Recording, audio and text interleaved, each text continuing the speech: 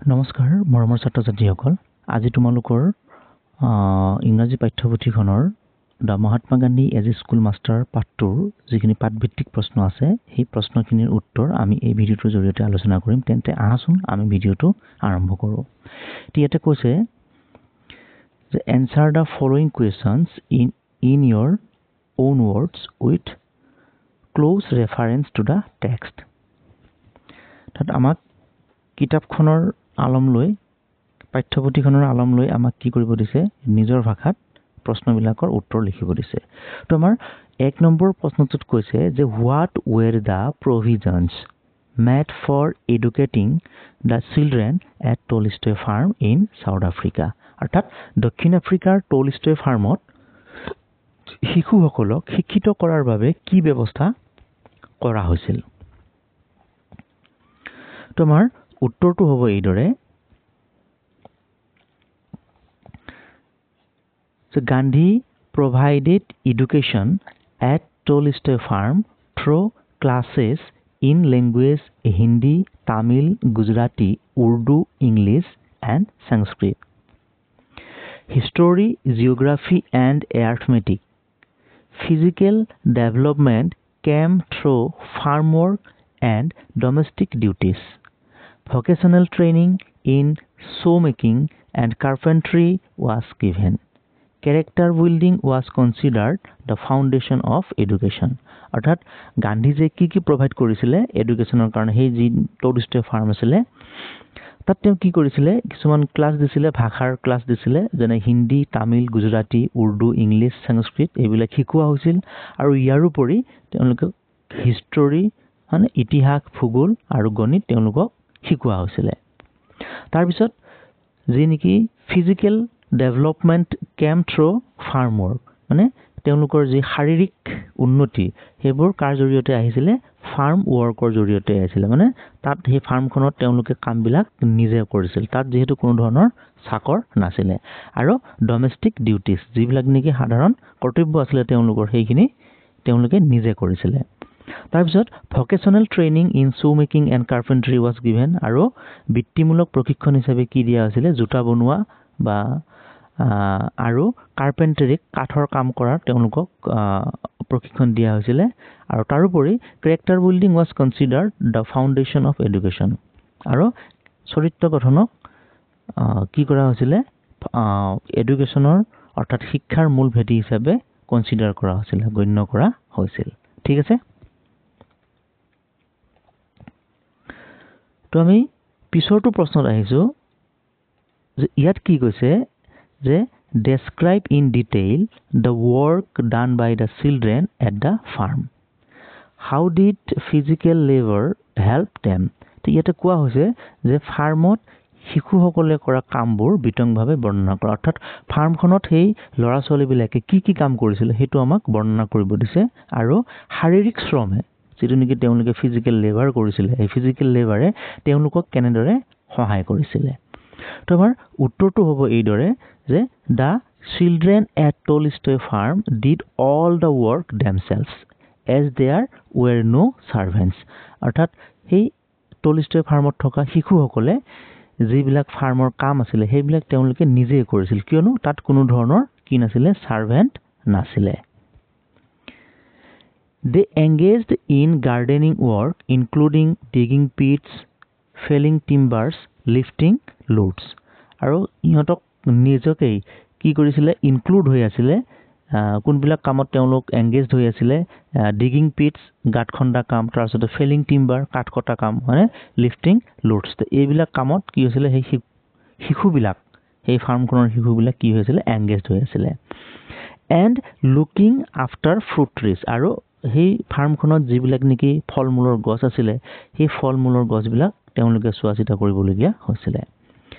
They also did cooking and cleaning work. ইয়াৰ উপৰি সিহঁতে কি কৰিছিল ৰন্ধা বঢ়া আৰু পৰিষ্কাৰ পৰিচ্ছন্নতা কৰা কামো কৰিছিল This physical labor gave them ample exercise আৰু এই শাৰীৰিক পৰিশ্ৰমে তেওঁলোকক কি দিছিল এটা ample exercise দিছিল অৰ্থাৎ যথেষ্ট ব্যায়াম দিছিল and helped them build fine physics আৰু ইয়ে সিহঁতক কি কৰিছিল এটা সুস্থ শৰীৰ গঢ়ি তোলাত সহায় কৰিছিল They took delight in the work and there was scarcely any illness on the farm. আৰু সিহঁতে খুব আনন্দ পাইছিলে কাম কৰি আৰু ফাৰ্মত কোনো ধৰণৰ ৰোগ ব্যাধি বা বেমাৰ আজাৰ হোৱা নাছিল। তো ঠিক আছে, আমি পিছৰটো প্ৰশ্নত আহিছোঁ। ইয়াতে কৈছে যে হাউ ৱাজ লিটাৰেৰী ট্ৰেইনিং কণ্ডাক্টেড বাই গান্ধী, অৰ্থাৎ গান্ধীজীয়ে সাহিত্যিক প্ৰশিক্ষণ কি ধৰণে পৰিচালনা কৰিছিল। তো উত্তৰটো হ'ব এইদৰে যে Gandhi conducted literary training after the mid day meal with help of mister Kallenbach and Pragji Desai. তো গান্ধীজীয়ে কি কৰিছিলে আফটাৰ মিড ডে মিলৰ, অৰ্থাৎ মিড ডে মিল কি কৰিছিলে মিষ্টাৰ কেলেনবেক আৰু পৰাগজী দেশাইৰ সহায়ত গিভিং 3 periods এট মষ্ট, প্ৰায় কি কৰিছিল 3টা কালাংশ এই সাহিত্যিক প্ৰশিক্ষণৰ বাবদ ছাত্ৰ ছাত্ৰীসকলক দিছিলে। Languages like Hindi, Tamil, Gujarati, Urdu, English and Sanskrit were taught through students vernaculars along with history, geography and arithmetic. তাত কি কি ভাষা শিকোৱা হৈছিলে? হিন্দী শিকোৱা হৈছিলে, তাৰপিছত তামিল শিকোৱা হৈছিলে, গুজৰাটী শিকোৱা হৈছিলে,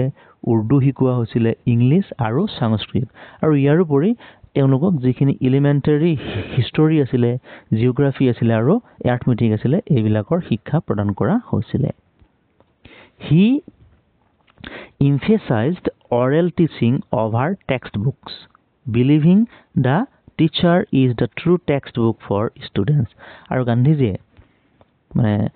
সঁচা পাঠ্যপুথি, ছাত্ৰ ছাত্ৰীসকলৰ সঁচা পাঠ্যপুথি তেওঁ কি বুলি বিশ্বাস কৰিছিলে? শিক্ষকক এজন ছাত্ৰৰ সঁচা পাঠ্যপুথি বুলি তেওঁ বিলিভ কৰিছিলে, বিশ্বাস কৰিছিলে। আৰু তেওঁ মানে টেক্সট বুকতকৈ অৰেল টিচিঙৰ ওপৰত বেছি গুৰুত্ব প্ৰদান কৰিছিল। আৰু সেইকাৰণে তেওঁ কি কৰিছিল? পঢ়োৱাৰ সময়ত কোনো ধৰণৰ টেক্সট বুক ব্যৱহাৰ কৰা নাছিল আৰু তেওঁ নিজে পঢ়ি যিখিনি জ্ঞান লাভ কৰিছিলে সেই জ্ঞানখিনি মুখেৰে ছাত্ৰ ছাত্ৰীসকলক দিছিলে। ঠিক আছে, আমি পিছৰটো প্ৰশ্নত আহিছোঁ যে ইয়াত কি কৈছে যে describe the relationship of Gandhi with his students, অৰ্থাৎ শিক্ষাৰ্থীসকলৰ সৈতে গান্ধীজীৰ যিটো সম্পৰ্ক আছিলে সেই সম্পৰ্কটো বৰ্ণনা কৰিব দিছে। তো উত্তৰটো হ'ব এইদৰে যে Gandhi had a fatherly and honest relationship with his students, যে গান্ধীৰ এটা খুব ছাত্ৰ ছাত্ৰীসকলৰ সৈতে এটা ভাল সম্পৰ্ক আছিলে, তেওঁৰ এটা ফাদাৰলি কি আছিলে ৰিলেশ্যনশ্বিপ আছিলে ছাত্ৰ ছাত্ৰীসকলৰ সৈতে। He lived among them 24 hours a day, আৰু তেওঁৰ গোটেই দিনটো অৰ্থাৎ 24 ঘণ্টাই তেওঁলোকৰ সৈতে বাস কৰিছিল। And never hide his ignorance from them, আৰু তেওঁৰ যি ইগনৰেঞ্চ আছিলে, অজ্ঞতা আছিলে, সেই অজ্ঞতা কেতিয়াও ছাত্ৰ ছাত্ৰীসকলৰ পৰা লুকুওৱা নাছিলে। শ্বয়িং himself exactly as he was, আৰু তেওঁ বাস্তৱত যেনেকুৱা আছিল তেনেকুৱাই ছাত্ৰ ছাত্ৰীসকলৰ আগত দেখুৱাইছিলে। কোনো ধৰণৰ তেওঁ মানে প্ৰিটেণ্ড কৰা নাছিলে বা তেওঁ কোনো ধৰণৰ ভাওজোৰা নাছিল। ডেছপাইট লিমিটেড নলেজ, অৰ্থাৎ আৰু ইয়াৰ ফলস্বৰূপে তেওঁৰ সীমিত জ্ঞান থকা স্বত্তেও অফ চাম লেংগুৱেজেছ, মানে কিছুমান ভাষাত তেওঁৰ সীমিত জ্ঞান থকা স্বত্তেও he never lost their love and respect, তেওঁ কেতিয়াও তেওঁলোকৰ বা অৰ্থাৎ ছাত্ৰ ছাত্ৰীসকলৰ মৰম ভালপোৱা আৰু সন্মান কেতিয়াও হেৰুওৱা নাছিলে। থ্ৰ' চামটাইমছ ষ্ট্ৰিক্ট, যদিও তেওঁ মাজে সময়ে ছাত্ৰ ছাত্ৰীসকলৰ প্ৰতি কঠোৰ আছিলে,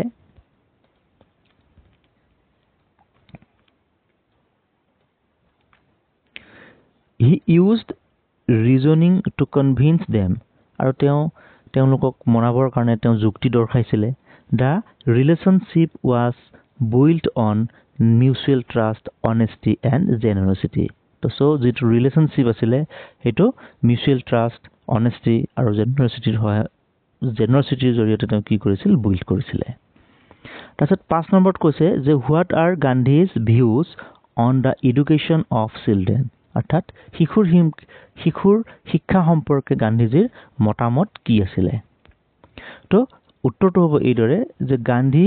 believe date true education means character building and moral training. অৰ্থাৎ গান্ধীজীয়ে এইটো বিশ্বাস কৰিছিলে যে ট্ৰু এডুকেশ্যন মানে হৈছে যে চৰিত্ৰ গঠন আৰু moral training হয় অৰ্থাৎ নীতিমূলক প্ৰশিক্ষণ আৰু চৰিত্ৰ গঠন এই দুটা গান্ধীজীয়ে কি কৰিছিল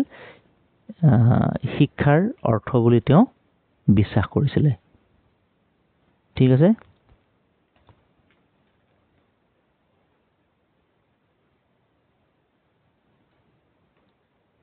তাৰপিছত he felt that children should learn through work and experience আৰু তেওঁ এইটো অনুভৱ কৰিছিল যে শিশুৱে কি কৰে কাম আৰু অভিজ্ঞতাৰ জৰিয়তে মানে শিকিব লাগে and not by memorizing many books কিন্তু কিতাপ মনত পেলাই মানে বহুতো কিতাপ মনত পেলাই শিকিব নালাগে কাৰণ ইয়াতকৈ যদি এজন শিশুৱে কাম আৰু অভিজ্ঞতাৰ জৰিয়তে যদি শিকে তেতিয়া হলে তেওঁ বেছিকৈ শিকিব পাৰে আৰু for him the teacher himself is the real textbook আৰু তেওঁৰ বাবে শিক্ষকজনে হৈছে নিজে এখন real textbook and education should develop both the mind and body ঠিক আছে